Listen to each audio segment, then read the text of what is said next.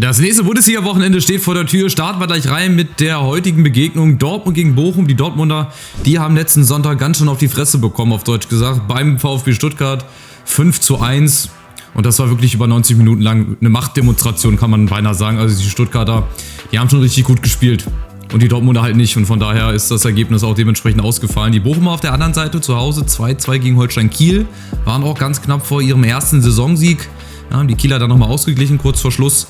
Von daher wird das ein sehr, sehr spannendes Derby. Ist ja ein Derby sicher jetzt, erst Dortmund-Bochum. Da glaube ich aber, dass die Dortmunder das gewinnen werden. Die Bochumer werden es schwer haben. Ich würde das aber nicht so deutlich tippen. Ich mache mal ein ganz vorsichtiges 2:1, weil ich weiß nicht, wie die Dortmunder reinstarten. Normalerweise müssen sie da eine Reaktion zeigen. Die Bochumer, die können eigentlich ganz befreit dahin fahren nach Dortmund und eventuell mal einen Punkt mitnehmen oder sogar einen Sieg. Aber ich glaube, Dortmund gewinnt 2:1. Am Samstag haben wir dann unter anderem Wolfsburg gegen Stuttgart. Die Wolfsburger haben in Leverkusen auch ein ganz, ganz wildes Spiel hinter sich. 4:3 haben zur Halbzeit, glaube ich, geführt. Und dann, wie immer, Leverkusen in letzter Sekunde. Das zieht sich so aus der letzten Saison durch, dann noch das 4:3 gemacht. Die Stuttgarter, gerade schon gesagt, gegen Dortmund 5:1. Sensationell, gutes Spiel über 90 Minuten. Von daher ein absolut verdienter Sieg, auch in der Höhe, glaube ich. Die hätten im besten Fall oder im schlimmsten Fall für Dortmund noch 1, 2 Dinger mehr schießen können. Und ich glaube, die Serie für die Stuttgarter setzt sich fort. Ich glaube auch, dass in Wolfsburg was geht, wobei die Wolfsburger auch in Leverkusen nicht schlecht gespielt haben, aber stehen da wieder ohne Punkt da. Vielleicht wird das auch ein Unentschieden, aber ich gehe mal mit dem VfB Stuttgart. Die haben momentan das Momentum auf ihrer Seite, die spielen guten Fußball und von daher gewinnen sie meiner Meinung nach ganz knapp in Wolfsburg, aber auch sehr torreich. Ich mache auch mal ein sehr torreiches Spiel, 3:2, was für die Zuschauer und am Ende dann 3 Punkte für den VfB. Freiburg gegen St. Pauli, auch die Freiburger sind richtig gut drauf. Momentan haben das letzte Spiel in Heidenheim mit 3:0 dann gewonnen, haben dann in der zweiten Halbzeit nochmal aufgedreht, war eher so ein 50-50-Spiel, haben sich dann aber entscheidend abgesetzt. Und St. Pauli auf der anderen Seite, Chapeau, die haben zu Hause 0:0 gegen Leipzig gespielt, waren sogar auch phasenweise die bessere Mannschaft, hatten richtig gute Chancen, da ihre ersten 3 Punkte zu holen. Jetzt ist es immerhin mal einer geworden und von daher ist mit denen auch in Freiburg definitiv zu rechnen. Und irgendwo muss ich doch mal eine Überraschung wieder machen. Das wäre zum Beispiel St. Pauli letzte Woche gewesen, aber ich glaube, die Freiburger, auch die werden, ähnlich wie Stuttgart, ihre Serie fortführen, werden auch gewinnen. Und zwar mit 3:1 zu Hause gegen St. Pauli. Gladbach gegen Union, da sind die Gladbacher auch ein bisschen unter Zugzwang, haben ja in Frankfurt verloren mit 2:0, haben aber besonders in der zweiten Halbzeit gar nicht so schlecht gespielt. Wir hatten ein bisschen Spielglück auf unserer Seite. Rocco Reitz trifft den Pfosten. Santos, unser Keeper, hat auch ein paar richtig gute Dinge rausgeholt. Aber ich glaube, die Gladbacher, die werden trotzdem eine entspannte Saison spielen. Gerade, wie gesagt, mit Stöger und auch mit Kleindienst. Das sind 2 Leute, die geben denen wirklich so viel. Die heben das Ganze nochmal auf ein ganz anderes Niveau. Von daher glaube ich trotzdem, dass die Gladbacher eine sorgenfreie Saison spielen, wenn sie so weitermachen. Union auf der anderen Seite hat gegen Hoffenheim zu Hause gewonnen. Sind also auch erstmal oben mit dabei. Und von daher ist da Gladbach ein bisschen mehr unter Zugzwang. Und ich weiß nicht, ob die Unioner das nicht nutzen werden. Ich habe nämlich noch, ich habe einen Auswärtssieg, aber ich habe noch keinen Unentschieden. Vielleicht mache ich da auch mal einen Unentschieden, ein 1:1. Beide können vielleicht nicht so, wie sie wollen. Hört sich irgendwie komisch an, ist aber so. Von daher, mein erstes Unentschieden, Gladbach-Union. 1:1. Nächstes Spiel ist Mainz gegen Heidenheim. Mainz hat in Augsburg den ersten Sieg geholt, 3:2. Auch ein knappes und wildes Spiel mit Platzverweis und hast du nicht gesehen. Am Ende haben sich dann die Mainzer durchgesetzt mit 3:2. Heidenheim auf der anderen Seite, gerade schon mal gesagt, gegen Freiburg zu Hause verloren, 0:3.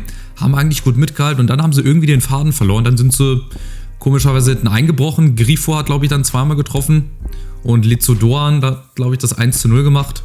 Aber die werden sich auch wieder fangen. Ich glaube, Heidenheim wirkt sehr, sehr gefestigt und die sind auch sehr, sehr gefestigt. Haben natürlich nächste Woche dann ihr Highlight-Spiel. Noch nicht gegen Chelsea, ich glaube am 2. Spieltag gegen Chelsea. Aber das wird natürlich auch ziemlich cool für Heidenheim. Hier in der Liga glaube ich, dass Mainz da knapp die Nase vorne haben wird. Ich mache hier mal ich müsste mal auch ein bisschen größere Differenz machen. Ich mache hier mal ein 2:0, wobei ich Heidenheim auch immer ein Tor zutraue. Gegen jeden Gegner, aber in Mainz meiner Meinung nach ein 2:0. Leipzig gegen Augsburg, ja, Leipzig in St. Pauli oder auf St. Pauli in Hamburg mit einem 0:0. Hätte man jetzt auch nicht unbedingt mitgerechnet. Die hatten auch gute Chancen, aber St. Pauli war wirklich die bessere Mannschaft, muss man sagen.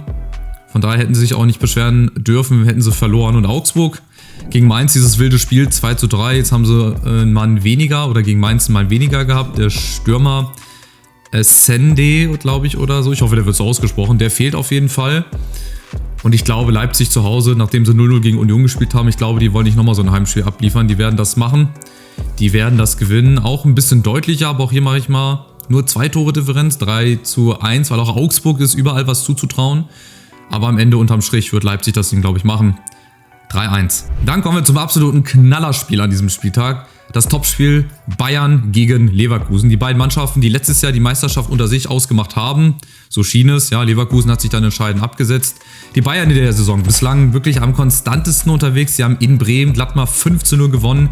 Die haben wirklich eine richtig gute Offensive. Also der Olise, der bringt wirklich Spielfreude mit. So eine gewisse Lockerheit. Serge Gnabry ist jetzt auch wieder auf dem aufsteigenden Ast. Der hat wieder eine bessere Form. Musiala ist sowieso geil. Harry Kane trifft sowieso. Und von daher, die im Zusammenspiel, das ist schon sehr, sehr gut, was die Bayern da machen. Ja, auch Vincent Kompany scheint da eine gute Formation gefunden zu haben. Das Gegenpressing, also die stehen ja teilweise sehr, sehr hoch. Das ist wirklich sehr, sehr stabil, was die da machen. Leverkusen auf der anderen Seite macht halt Leverkusen Dinge. 4-3 zu Hause gegen Wolfsburg gewonnen. In letzter Sekunde. Und wenn ich jetzt so nach den ersten 4 Spielen schaue, wirken die Bayern für mich auch, weil sie jetzt 4 Spiele gewonnen haben, mit am stabilsten. Leverkusen, die haben jetzt 3 Tore kassiert gegen Wolfsburg. Ich glaube, im letzten Heimspiel gegen Leipzig auch 3 Gegentore bekommen. Das kennt man eigentlich gar nicht so von Leverkusen. Von daher wirken die noch nicht so gefestigt. Kann aber natürlich sein, dass sie sich gerade auf dieses Spiel dann perfekt vorbereitet haben. Das wird ein super Spiel, auf jeden Fall. Vielleicht wird es auch ein klares und deutliches Ergebnis für die Bayern. Fegen da einmal 3-4-0 weg und dann ist die Meisterschaft gefühlt schon entschieden. Aber ich glaube, dass die Bayern gewinnen aufgrund der aktuellen Form, weil sie halt richtig gut spielen. Aber es wird auch ein knappes Ergebnis. Ich mache da mal ein 2-1. Leverkusen, klar, die können auch gewinnen in München. Die können auch wieder einen Unentschieden holen in letzter Sekunde wie letzte Saison.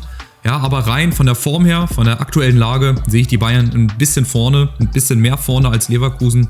Von daher ein knapper Sieg für die Bayern. Am Sonntag dann noch Holstein Kiel gegen Eintracht Frankfurt. Frankfurt ist heute noch Stand der Aufnahme gegen Viktoria Pilsen im Einsatz in der Euroleague. Bin ich sehr, sehr gespannt. Und in Kiel, das wäre wieder typisch Frankfurt, wenn sie da verlieren würden. Weißt du, Holstein Kiel Aufsteiger, hat noch kein Bundesligaspiel gewonnen. Und dann kommt Eintracht Frankfurt und dann ist es soweit. Dann stehen wir auf ewig in den Geschichtsbüchern. Nicht nur von Holstein Kiel, sondern auch der Bundesliga wahrscheinlich. Ja, Holstein Kiel in Bochum 2-2.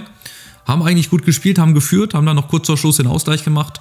Frankfurt auf der anderen Seite gegen Gladbach auch nach dem Spiel in Wolfsburg eine richtig gute Leistung gezeigt. Bisschen Spielglück gehabt in der zweiten Halbzeit. Am Ende dann mit Mamouche eine klasse Einzelaktion, wie er da Itakura schwindelig spielt. Das war schon à la Bonheur. Und die Eintracht in der Saison, die hat den Luxus, den sie letzte Saison nicht hatte. Die hat quasi auf gewissen Positionen die Qual der Wahl. Also da ist wenig Qualitätsverlust, deswegen weiß ich nicht, wer gegen Pilsen spielt, ob gegen Holstein Kiel ein bisschen rotiert wird. Can Uzun zum Beispiel wäre so ein Kandidat, entweder für Pilsen oder gegen Holstein Kiel, dass er mal sein Können beweist. Oder auch Matanovic mit Ikitike und mit Mamouche vorne. Also es gibt so viele Varianten. Ich tippe natürlich für die Eintracht, ich tippe da auch ein 2-0. Ich habe aber so ein blödes Bauchgefühl, dass das nicht gut ausgehen wird in Kiel. Und dann Kiel entweder gewinnt oder es Remis ausgeht, aber ich hoffe natürlich auf einen Sieg für die Eintracht und bei der aktuellen Form wäre es doch ganz schön, wenn wir da auch nochmal 3 Punkte mitnehmen. Der Abschluss dann, Hoffenheim gegen Bremen. Die Hoffenheimer, die kommen auch nicht so recht in die Saison, haben bei Union verloren in der Liga, letztens dann gegen Midtjylland, jetzt unter der Woche 1-1 in letzter Sekunde auch gespielt. Ja, schönes Tor da von Maximilian Mörstedt, so heißt er, glaube ich. Ne? Das wäre auch zum Beispiel so ein Zukunftsstürmer für die Nationalelf wahrscheinlich, wenn er weiterhin so bombt, wie er auch in den U-Mannschaften gebombt hat und auch in der Hoffenheimer Jugend.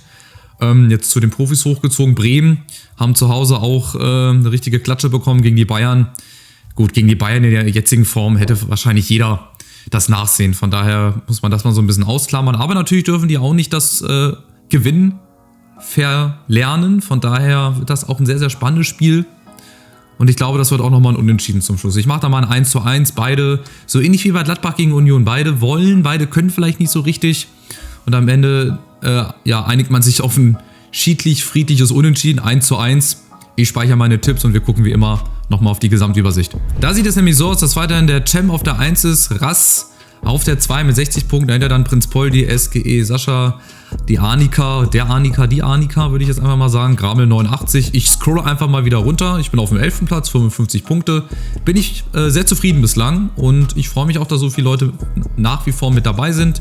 Ich mache einfach mal weiter hier, ihr stoppt dann einfach das Video, damit ihr euch findet. Ja, aber bislang sieht das alles noch sehr, sehr aktiv hier aus. Zweite Seite nicht mehr so, aber da schauen wir dann mal vorbei. Nach ein paar Spieltagen werde ich da vielleicht ein paar Leute löschen. Mal gucken. Vielleicht lasse ich es auch. Ich schaue einfach mal spontan. Also, jetzt wird es hier ein bisschen heller draußen. Jetzt kann ich auch meine Lampe hier ausmachen. Das ist ein gutes Zeichen für euch. Lasst doch mal ein Like da. Ein kostenloses Abo. Jetzt wird es hier ganz dunkel. Und ich wünsche euch ein schönes Wochenende. Bleibt gesund und bis zum nächsten Spieltag nächste Woche. Macht's gut.